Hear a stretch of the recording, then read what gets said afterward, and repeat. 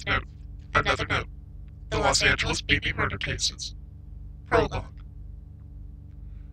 When Beyond Birthday committed his third murder, he attempted an experiment, namely to see if it were possible for a human being to die of internal hemorrhaging without rupturing any organs.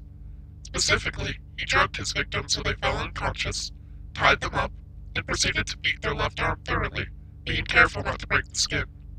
He was hoping to bring about enough hemorrhaging to cause death from loss of blood, but this attempt ended, sadly, in failure.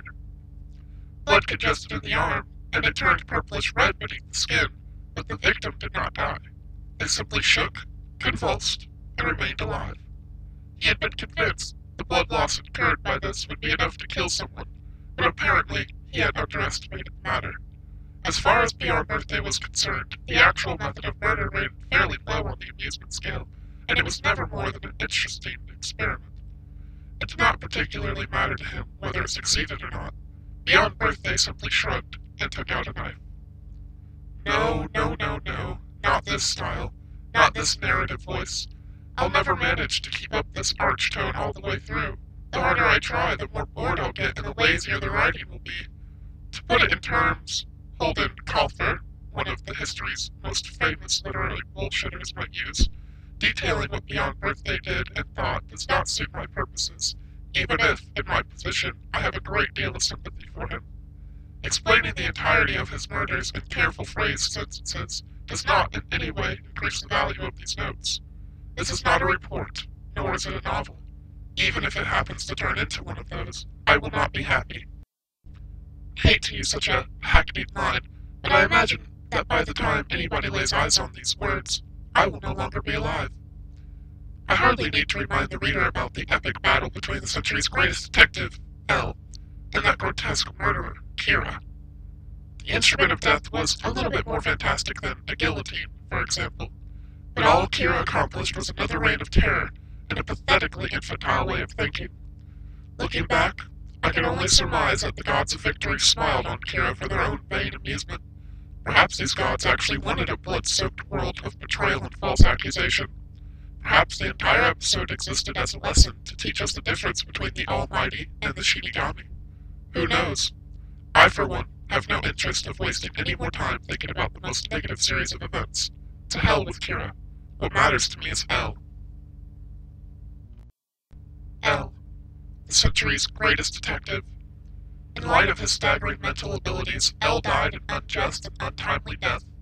In the public record alone, he solved over 3,500 difficult crimes and sent 3 times that number of degenerates to prison. He wielded incredible power, was able to monopolize every investigative bureau in the entire world, and was applauded generously for his efforts. And during it all, he never showed his face. I want to record his words as accurately as possible, and I want to leave them for someone to find, as someone who was given the chance to follow in his footsteps. Well, I may not have been able to succeed him, but I want to leave this behind. So what you're reading now are my notes about L. It's a dying message, not for me, and not directed at the world. The person who will most likely read this first will probably be that big-headed twit near. But if that's the case, I will not tell him to shred or burn these pages. If it causes him pain to discover that I knew things about L that he did not, then that is fine. There's also a chance that Kira might read this, and I hope he does. If these notes tell the murderer who only got by with the help of a supernatural killing notebook and an idiot of a Shinigami that he was, under any other circumstances, not even worth the dirt beneath L's shoes, then they have served their purpose. I am one of the few people who have ever met L as L. When and how I met him. This is the single most valuable memory I have, and I will not write it here, but on that occasion, L related to me 3 stories of his exploits, and the episode involving Beyond Birthday was one of these. If I drop the pretense and simply refer to it as the Los Angeles baby murder cases, then I imagine many of you will have heard of them. Obviously, it never came to light that L, and more importantly Whammy's house, which raised me until I was 15, was deeply connected to the matter, but in fact they were. L, on principle, never got involved in a case unless there was more than 10 victims or $1 million at stake. And this is the real reason why he belatedly but aggressively involved himself in this little case, which only ever had 3 or 4 victims. I will explain further in the pages that follow, but for this reason, the case of the Los Angeles Beeman murders are a watershed event for Elle, for me, and even for Kira. It was a monumental event for all of us. Why? Because this case is where Elle first introduced himself as Ryuzaki. So let us skip past all tedious descriptions of what Beyond Birthday thought, of how he went about killing his third victim, since I have no interest in that at all, and while we're at it, let's skip the second and first victims, make no effort to look back at the earlier murders, and adjust the clock's hands to the morning of the day after the glittering moment when the century's greatest detective, Elle, first began to investigate the case. Oh, I almost forgot. In the event that anyone besides the big-headed twin-ear or the deluded murderer is reading these notes, then I should at least perform the basic courtesy of introducing myself here at the end of the prologue.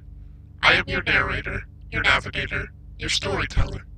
For anyone else but those two, my identity may be of no interest, but I am the old world's runner-up, the best dresser that died like a dog, Mikkel Keel. I once called myself Mello, and was addressed by that name, but that was a long time ago. Good memories and good nightmares.